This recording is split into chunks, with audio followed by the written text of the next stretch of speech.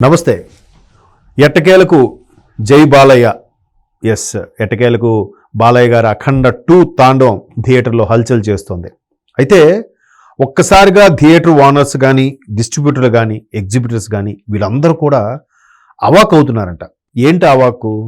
చాలా రోజుల తర్వాత థియేటర్ గేట్కి house full board and moreover booking కౌంటర్ల దగ్గర కూడా హౌస్ఫుల్, హాలు నిండినది అని బోర్డులు పెడుతున్నారంట. అంటే దీన్ని చూసి వాళ్ళకు ఎట్లా పట్టరాని సంతోషమా, లేదంటే ఇది ఎంతో నిజమా అనే మీమాంసలో ఉన్నారు. ఎందుకంటే ఏదైతే నిన్న ప్రీమియర్ షోస్ వేశారో దానికి మిక్స్డ్ టాక్ వచ్చింది. ల్యాగ్ సీన్లు, కొన్ని ఎక్స్పెక్టెడ్ సీన్లు, కొన్ని రొటీన్ సీన్లు, బాలయ్య రేంజ్కి ఓకే కానీ బోయపాటి మరీ వైలెన్స్ ఎక్కువ చూపించారు. ఏదో కొన్ని క్యారెక్టర్ పరంగా కూడా చిన్నపిల్ల క్యారెక్టర్ విషయంలో కానీ, అలాగే మొదటి క్యారెక్టర్లో ఈ పాపని ఇది కాకుండా కొంచెం లెందీగా పెట్టాల్సింది.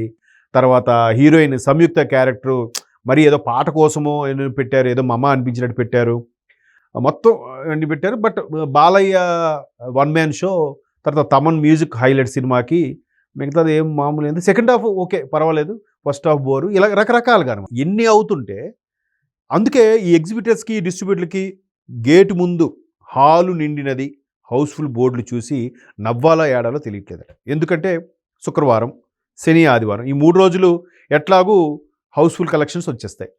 పైపెచ్చు ఈ మధ్యకాలంలో మీరు ఏ సినిమా తీసుకున్నా వరుసగా వచ్చాయి. ఇప్పుడు రవితేజ గారికి వరుసగా ఒక 6-7 ఫ్లాప్లు వచ్చాయంట. ఆయనవి ప్రతి 3 నెలలకు 4 నెలలకు సినిమా వచ్చేస్తుంటే వెళ్ళిపోతుంటుంది. ఏది కూడా ఆడలేదు, అన్ని డిజాస్టర్లే. తర్వాత చాలా కొంతమంది పెద్ద పెద్ద హీరోలు కూడా వచ్చాయి, అంటే ఒక మోస్తరు సూపర్ స్టార్ హీరోలు కూడా వచ్చాయి.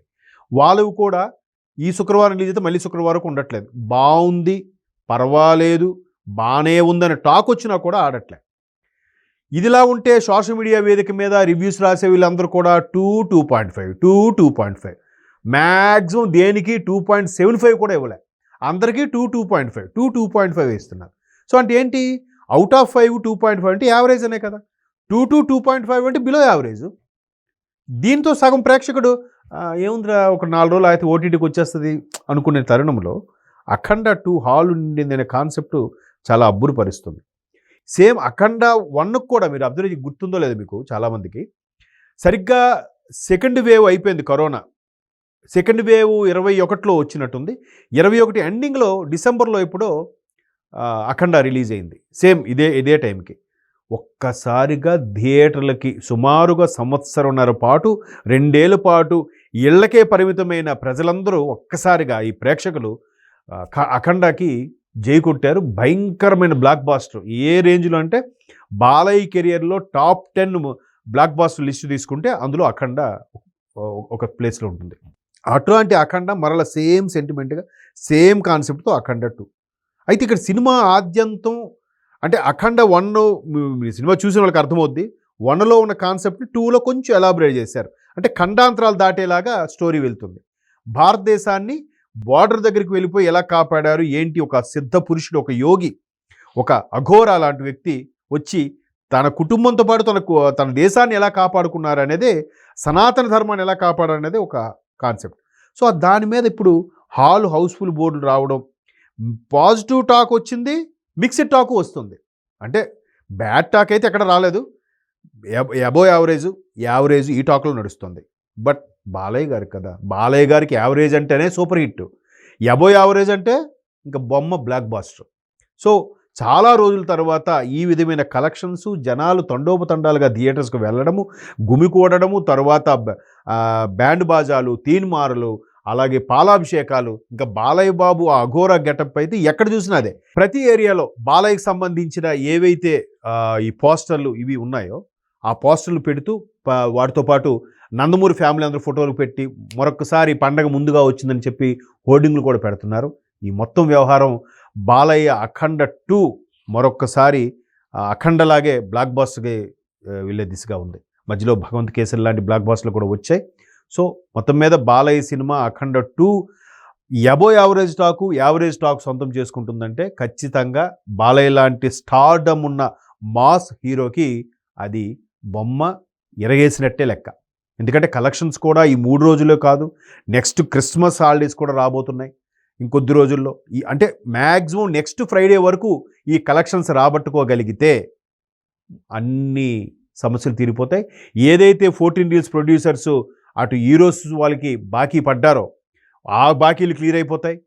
ఏదైతే చాలామంది డిస్ట్రిబ్యూటర్స్ అలాగే థియేటర్ ఓనర్స్ ఇబ్బంది పడుతున్నారు అనుకున్నారో వాళ్ళందరూ కూడా చాలా రోజుల తర్వాత, చాలా నెలల తర్వాత కాసుల పంట కురిపించేలాగా ఉంది. బట్ అందరికీ ఆశ్చర్యం కలిగించే విషయం ఏంటంటే మిక్స్డ్ టాక్ వస్తుంది.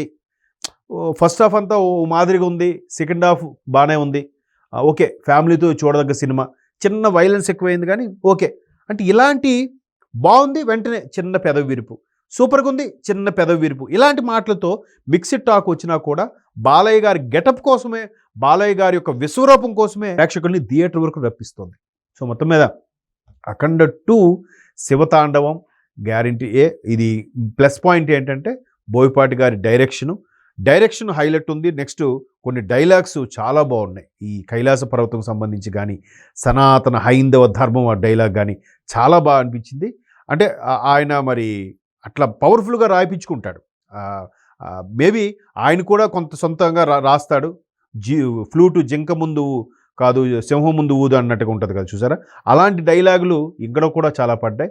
బట్ బాలయ్య వే ఆఫ్ మాడ్యులేషన్కి అఖండ 2కి కరెక్ట్గా యాప్ట్గా అనిపించింది. కుటుంబంతో సహా చూడగా సినిమా అఖండ 2. మొత్తం మీద డిస్ట్రిబ్యూటర్లు, థియేటర్ ఓనర్స్, ఎగ్జిబిటర్స్, ప్రొడ్యూసర్స్ అందరూ ఊపిరి పీల్చుకొని అమ్మయ్య చాలా రోజుల తర్వాత హాలు నిండినది, హౌస్ఫుల్ అనే బోర్డు చూసి ఎక్సైట్మెంట్కి గురవుతున్నారంట. సో అఖండ మొత్తానికి బ్లాక్ బాస్టర్.